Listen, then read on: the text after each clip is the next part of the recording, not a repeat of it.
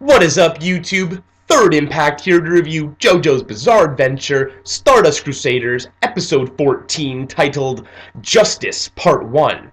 Now, this week's episode was quite a bit of a slower paced episode, in my opinion, at least in the first half or so. But in doing this slower pace, it was very effective at setting up this super creepy fog-covered town.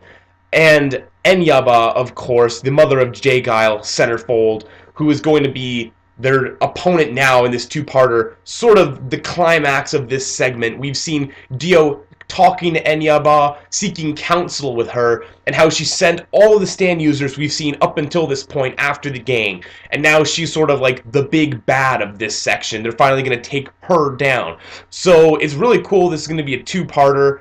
And next week's episode, holy crap. I mean, this week's episode was great, setting it up especially, and to have some really crazy stuff happen at the end. But this was one of those episodes where it ended on a cliffhanger, and I just wanted next week to come so badly. Next week's episode is going to be so great. But going back even a little bit before introducing the town, before the opening, we see a very funny scene of Jotaro going into a clothing store and purchasing a brand new school uniform jacket like he had before, in an exact replica, but this time 100% wool, so it'll breathe nicer out in the desert air. So that was pretty funny.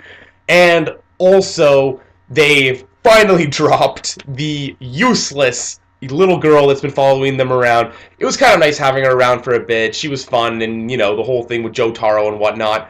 But they sent her off on a plane, and even it was funny, she was leaving on the plane. She's like, oh, I just wish I could see Jotaro one more time. And he just happens to be strolling down the runway of the airport like a badass. So she gets one last goodbye to Jotaro. So all that stuff was cute, but it's also nice to be done with that, because she was a useless character. Even last episode, she was just falling down while the Wheel of Fortune was chasing them. And that was like the ultimate, like, really? They're just having like the girl fall down and needing to be rescued. But they made a joke about it, and then the very next episode just send her off. So that's great. And it's also kind of cool that we're moving along with just the gang and not being bogged down by that kind of stuff, even though it was kind of fun having it while it was there. So the gang is in need of a break and settles on this really creepy looking fog town for some reason. But Joseph Joestar, being the worldly traveler that he is and knowing the things that he does, he tells the gang that he knows how to do the proper greeting in Pakistan, and let's go grab some food at this restaurant. So they make a big deal of it, and he goes right up to him and he does the greeting as Assalamu alaikum. I probably messed it up just as badly as he messed it up. Probably not actually as bad. They make a joke about maybe the pronunciation was what scared the guy off. His pronunciation was pretty ridiculous in Japanese. But it's also just funny how the guy just does not react at all, turns the sign around really quick to close, turns around himself and walks away really awkwardly. It's like, what the hell? Like, why is this guy being this way? And Joseph Joestar catches that there's these cockroaches crawling on the back of his neck, which is really kind of weird. He thinks maybe that he didn't see them, but it's pretty obvious that he did. And then we're walking around the town investigating some more things. They find just a dead guy lying on the street, and like lizards come out of his mouth, and it's really gross. And then they're like, hey lady, call the police, there's a dead guy on the street. And she turns around and she's got like this infection on her face. It's like really gross. Like really gross. Like there's gross stuff in JoJo's Bizarre Adventure, but this part of the episode at least, or this episode, is really like cranking up the gross horror sort of stuff, because like you can see a close-up of it and it kind of like the blisters, like ugh, it's really disgusting but very effective at the same time. And she's just sort of like brain dead, like, oh, call the police, yeah, okay, and just walks off. So that's weird. So something's going on, that it's very strange, but the one sort of giveaway of what's going on here is that dog. They see a dead dog on their way in. Very dead dog. It is impaled on this big spike. But then when they are walking through the town, this dog is sort of walking around in the town. So it becomes quite apparent, I feel, that all these people in the town are dead or corpses or like rotting, and they're all just being under the control of Enyaba's stand, which we find out later in the episode. It can take any wound on a person, make a fine hole out of it, so the wound sort of goes away and just makes a hole that isn't bleeding or anything. And through that hole, the fog sort of controls that area of your body like a puppet string, and she can control you like puppets. And there's the dead guy that they found. They started investigating his body, and a very long sort of this investigation part is quite drawn out actually, but like again, it sets up this creepy town. He has all these holes all over his body, all these fine holes. We don't know about the fine holes at the time, and yeah, we also are introduced to Whole Horse later on, and for a minute it's like, oh, maybe Whole Horse caused those holes in him with his bullets. But no, I think it's just his wounds become those holes. So this might have even been a guy that wasn't originally part of the town. He wandered into the town and was attacked because he has also a gun, which they find out was fired about 2 or 5 minutes ago. You'd think they would have heard it, but apparently not. So it seemed like he was in an altercation, died, had those holes made in from his wounds, and now he is also a puppet. So I'm pretty sure that's how it's going. And in a very strange and hilarious scene soon after this investigation, Joseph Joestar tries to jump into the car or over the car like a badass or something. And it's weird because you see the car there and you see him doing the jump, but then when he's about to land, he's actually jumping onto this very sharp, spiky fence. And it's like, oh no! And it's this really epic animation where the camera's doing all these weird movements and he uses the purple hermit to save himself. It looks awesome, and it's crazy how this animation is like cranked on for this really just awkward moment of him accidentally like impaling himself on a fence. And it's really funny after he saves himself, he's just sort of hanging there from the purple hermit. It's like, and it's kind of poking his side a little bit. But Jotaro's like, old man, like, what are you, stupid? Like, what are you doing? Like, what's going on here? And he's like, oh no, like, I'm sure the car was right here. Like, it had to have been. And Polnareff's like, no, we just parked right over there a second ago. And he's like, oh, this is weird. And then you see Enyaba kind of walking through the fog. So you think for a minute, maybe this has something to do with the stand. Maybe this has something to do with the fog. And Joseph Joestar is sort of questioning this. Like, maybe he was tricked into almost killing himself.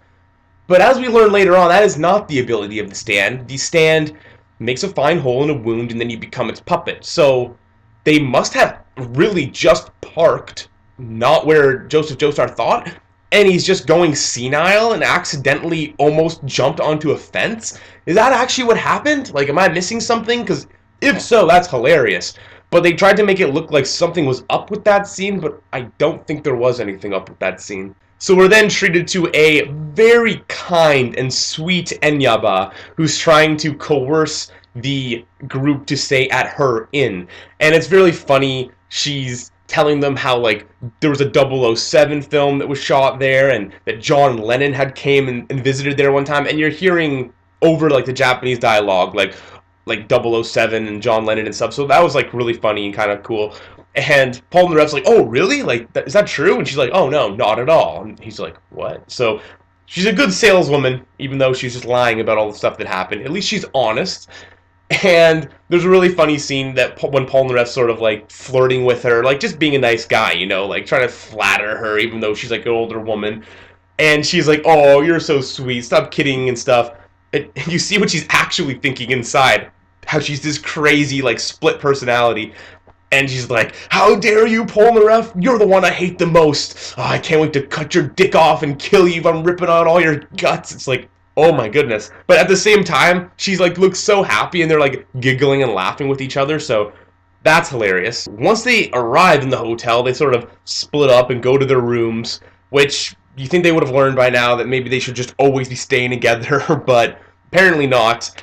And Whole Horse shows up. I mentioned earlier in the episode that he does appear and is talking to Enyaba, and Enyaba is very upset. She's like sobbing because, you know, oh, you were Jay Giles or Centerfold's friend, right? And all this sort of thing. And Whole Horse is like, oh, yeah, he's just trying to be a nice guy about it, right? He can clearly tell that she's upset. He's like, yes, like, oh, he was my best friend, and I'm very sorry about his death and all this sort of thing. And he's trying to comfort her.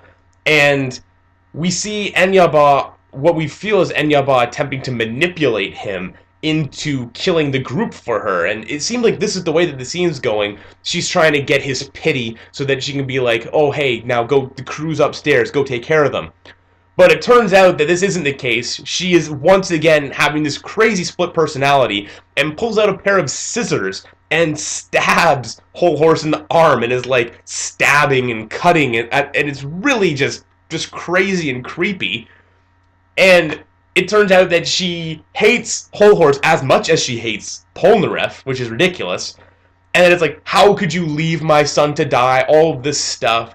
And he's like, no, like, you got it all wrong. Like, Centerfold was dead when I got there, which is kind of true. Centerfold ran off on his own, and when Polnareff and Kakyoin killed him, they came back to fight Whole Horse, and Whole Horse was like, alright, Centerfold, let's go, let's do this. And Centerfold went off on his own and got killed. So Whole Horse is trying to explain himself. He's in the right, but Enyaba's not having it. She's gonna kill him. She hates him as much as Polnareff, which is ridiculous. She's just a complete psychopath, obviously, but also just does not listen to reason. Because you think she could use Whole Horse to her advantage in this situation. Like, that might be smarter, but she uses this opportunity to show off the power of her stand and explain it. So this wound that she's created in Whole Horse, now she has control over his arm like a puppet string. And again, very creepy horror stuff. She uses the arm and like shoves it down his like throat, and he's like coughing up stuff. It's like really gross. But she's like laughing. She's like, "I'm gonna kill you by your own hand." And he's like, "Screw this! I can fight back," And somehow he fights off the power of Justice Stand for a moment, or maybe she gives him control for a moment, and he summons the Emperor Stand stupidly in the arm that she has control over, and Enyaba then controls him to shoot himself in the face, which was just crazy, awesome, like, action scene there.